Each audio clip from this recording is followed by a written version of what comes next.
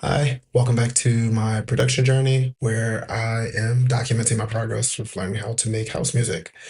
In today's video, I just want to introduce one of my latest tracks called Fearless. Yeah, if you've been on this channel before, you know that I either sometimes review the tracks or not review, but give an overview of the tracks that I've released, or I'll try to do a Ableton Move freestyle, which I haven't done in quite a while on this channel. But basically, I was letting the Ableton Move pick some instruments for me, and then I would try to make house music out of the instruments. Normally, like an hour long video, but lately I haven't been feeling it, and I've been telling myself if I'm not feeling it, then there's no reason to do it because this whole thing is supposed to be fun. So, yeah, if you have been looking out for those videos, that is the reason why. It's just, I don't know, again, I lost the love of doing those videos, so I've just put it down for now. Maybe I'll come back to it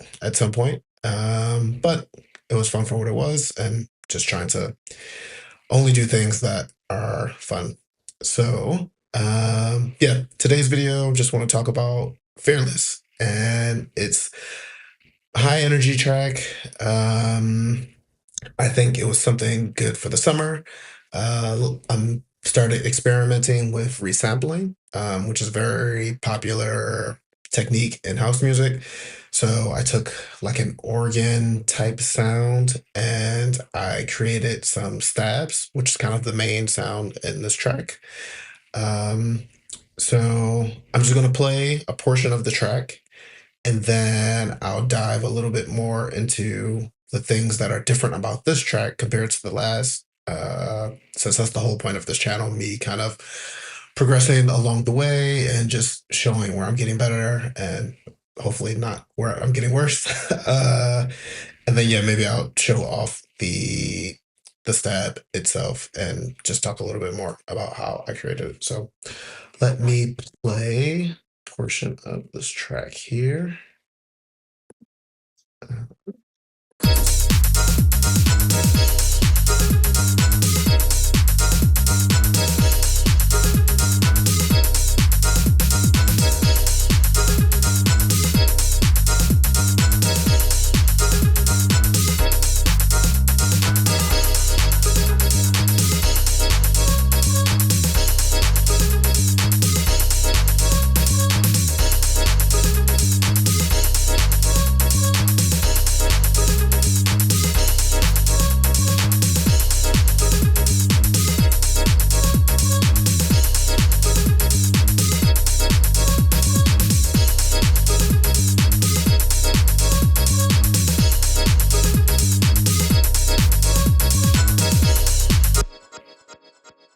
So yeah, that is I think a good preview of the track. It has a few other sections that changes up a little bit, but that's the main idea. As always, this track is released on SoundCloud. There's a free download. The link will be in the description. So if you want to go show some support over there or leave a comment, download the file. Yeah, the link will be in the description for that. And also, if you are new here, at the end of all of these videos, I place a visualizer with the full song. So if you just want to stay into the end or use the chapters down below to skip to the visual, you'll hear the whole song and have like a little visualizer to go with it. I'm just using this open source program called Project M to create the visualizers. And yeah, they have a ton of different templates on there made by various people. And I just like to use them because they add a little fun to the actual song and they're good for like social media and for YouTube and stuff like that. So yeah, use the chapters in the description or wait until I do all my rambling and you'll get to the end and see the whole visualizer with the full song. Or again, on SoundCloud, you can go listen, get a free download. So yeah, let's jump into the track. So that main song or that main stab you're hearing throughout the track was me using resampling for the first time. So I had like an organ sounding instrument And then on the Ableton Move, which I'll just show on screen really quick if it's working. Yeah, so this is my Ableton Move controller, which has been my baby since uh, January of this year. So not super long, but I really love this controller. Super portable. They keep rolling out updates, and it's really great. And yeah, one of the staple features of I think almost any type of groove box like this is resampling. And that stab you're hearing,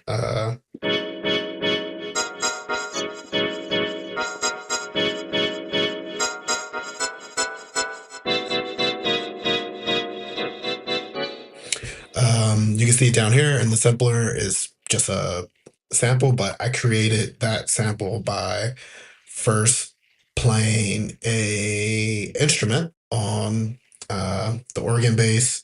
I played like I don't know, a triad chord or maybe a seventh chord on the organ.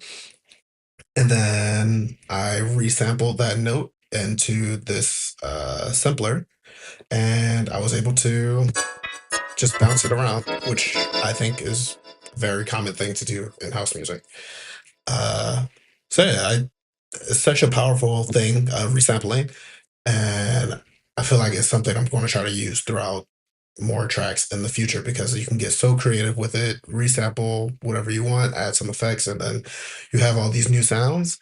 Um, and that kind of leads me into the reason why I haven't been buying any of like the staple plugins that you see on like a lot of YouTube videos because I feel like there's just endless possibilities already just with what you already have in Ableton and what you have in most DAWs. There's just a matter of playing around with stuff, and I feel like this is a great way to kind of get your own style.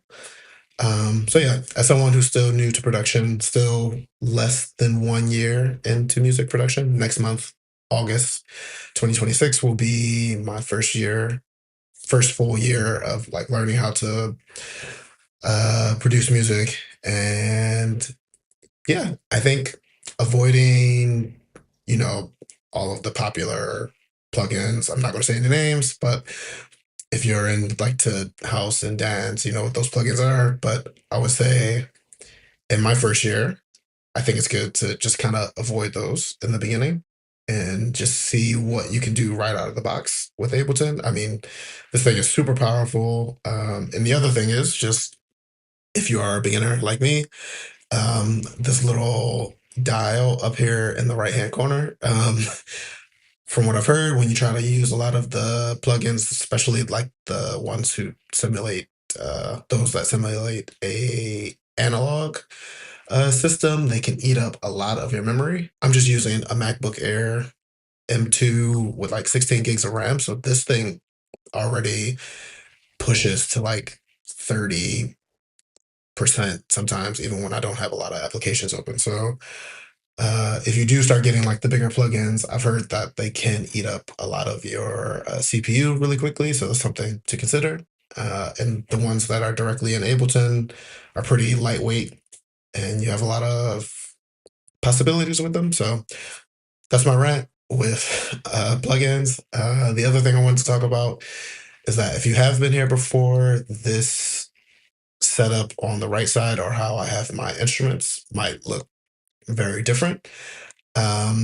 Typically, up until this video, I've just had like 4 tracks. One would be like a 909 kit that would just be on its own. And then I'll have the bass on one track, some type of synth, and then another synth, and maybe the fifth track might be a vocal that I've added in last minute or something like that.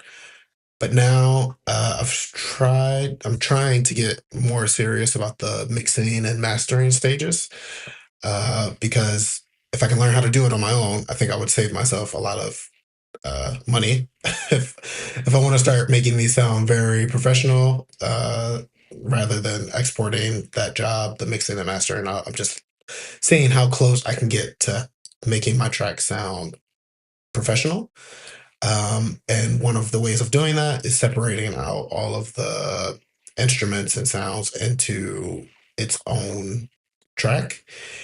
And then in the end, you still end up grouping them like I have here. So like I have my kick, my drums, my clap, snare, all of that group under this drum group here. And then what that allows me to do is that I can process all of these together. So like on my drum chain, I have just some EQing, some saturation, and a glue compressor to make them all sound cohesive. And then same concept when you scroll down. Not for the bass is by itself. For now, on another track that I'm working on, the bass, I'm starting to dive into parallel processing, which is a lot. Seems simple on paper, but getting it to actually work and gel together is a different thing. But for now, on this track, this one is by itself. And then moving down into synths, they can be processed individually, which you do. There's certain effects you add to make the synth sound unique, but then the synths themselves, I'll process in a certain way, but you can do that with the group processing. And then this sound here, you heard towards the end of the preview, is also inside the synth rack. And these two I disabled. I did have something else going on in the track and I didn't like it. So these are just disabled, like you can see here on the right side. But yeah, since I'm getting more serious about the mixing and mastering, that's why this side of my screen starts to look like this. Down in my master chain, I'm starting to add way more things. There was a really good video I watched on the Syntho channel. I'll try to remember to put a link to the exact video. But the guy, the trainer on the video, did a really good job of just walking through the mixing and mastering he did from start to finish. And admittedly, I copied some of the stuff he was doing. Obviously, you need to make this unique to your track, so it's not like a one size fits all thing. It depends on what instruments you're using. A lot of customization has to go into it, but it was a good intro into just how to get started and the steps to take to make your track sound as professional as you can get it. So yeah, this is my mastering chain down here. I just have this type of dance master EQ, which is like um, a default EQ8 setup inside of Ableton. So almost everything down here comes straight from Ableton. Of this multi-band compression, this clip shifter, which is just a clipper to cut my peaks. This is not from Ableton, but it is a free plugin and it works really well. Just cutting off the tops of my of everything, so I leave some room for my limiter. So if I can close this, it's not letting me close it. Weird. Okay. Yes. So I have two limiters on this thing. I'm not going to try to regurgitate what the guy on Syntho was saying. But the first limiter doesn't do a lot of gain reduction. Your main limiter is the one that comes after. Maybe my clip shifter should actually come before this final limiter. But outside of the Syntho channel, I also took a free mixing and mastering class with Rob Rocks, who is a professional in the industry. He's worked with some big artists. And when I saw the Syntho video after going to that class, I recall both of them saying that they used two limiters, which up until now I didn't know was a thing. But apparently the first limiter has a purpose of just boosting certain ranges, or you can see here that the releases are different. That's probably the first thing that comes to mind. And the look ahead is also different.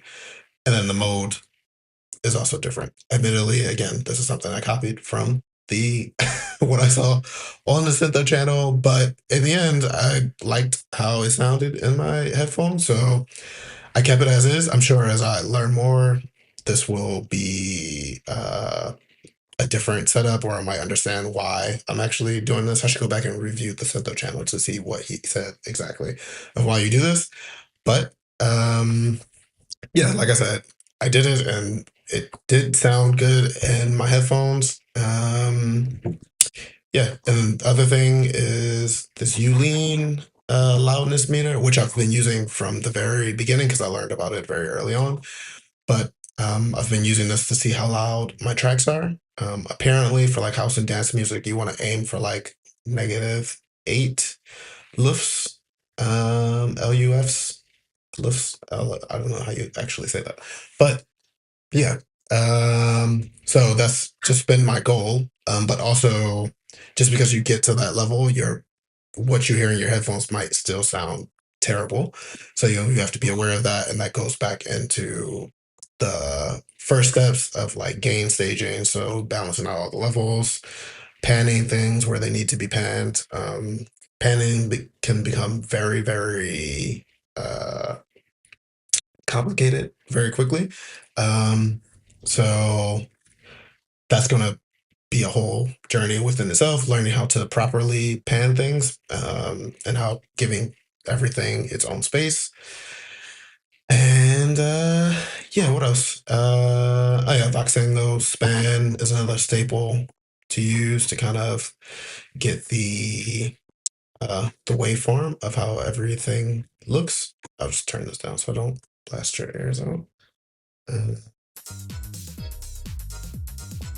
so just seeing how my waveform is looking. I think Ableton has the spectrum analyzer, but from what I was reading, this one is like the industry standard for reading your waveforms.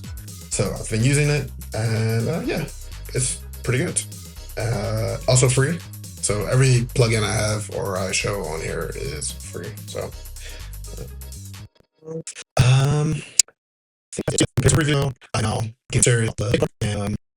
Getting more serious about resampling because that is super powerful. What I haven't done yet, which could be super powerful, is just sampling like real tracks that I like. There's so many artists and songs that I like to sample and kind of flip into house tracks. Like R&B artists, like modern day R&B artists, which I don't think is hyped so much in the house scene. Um, Definitely on SoundCloud, you'll run into a lot of like bootlegs of those type of tracks, but I feel like you don't see a lot of house artists collaborating with like popular modern day R&B vocalists. But in my head, I feel like there's a lot of good tracks that are just waiting to happen, and I want to sample those, but I also want to be respectful and not like, I don't know, I don't want to ruin the songs that I actually like as well. So I think I'm going to start looking into label radar a bit more seriously. I did a remix for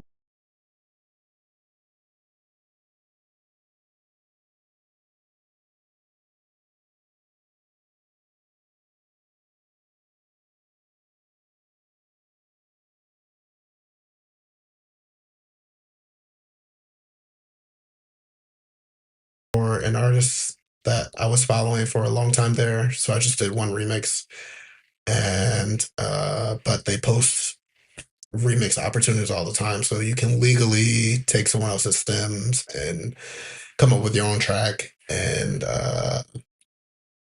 yeah, submit it into a competition. And sometimes there are prizes and opportunities based on that. So I might go with that route, remixing other people's songs who want their song to be remixed. And then once I get really good at that, maybe I'll move on into like sampling other popular songs that I really like that I don't feel are getting so much attention.